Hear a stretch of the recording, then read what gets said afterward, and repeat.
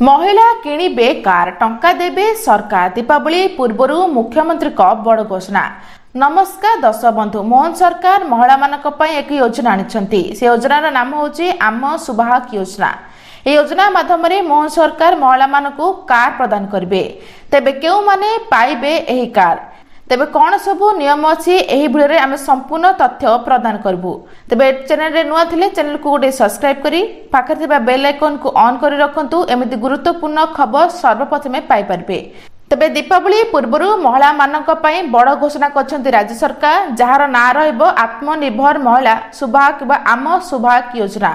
तेबे एही योजना अधीन रे राज्यर महिला को कार किणा देबे सरकार। ऋण करी कार किणिबे महिला आ सबु सुध सुझिबे राज्य सरकार।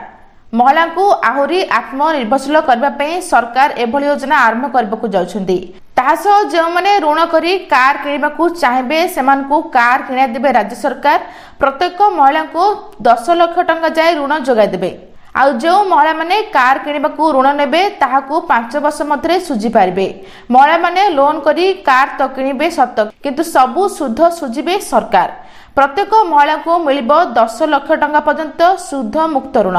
4 वर्ष रे 1100 महिला को कार किणी टैक्स भाबे व्यवहार करबाकू ऋण जोगा देबे सरकार। जहा फल रे महिला को आ सुध बाबद को टेंशन नेबाकू पड़बनी एवं बैंक रो प्रति महिला को 10 लाख टंका जाय ऋण जोगा देबे सरकार। ऋणर किस्ती महिला माने 5 वर्ष रे सुझिबे एवं राज्य सरकार वार्षिक 11% हार रे सुध सुझिबे। वाणिज्य और परिवहन विभाग एही योजना को अनुमोदन देइछंती राज्य सरकार एवं आसंता 23 तारिख रे मुख्य शासक सचिवक अध्यक्षतार बसिब बैठक बोली खबर रही।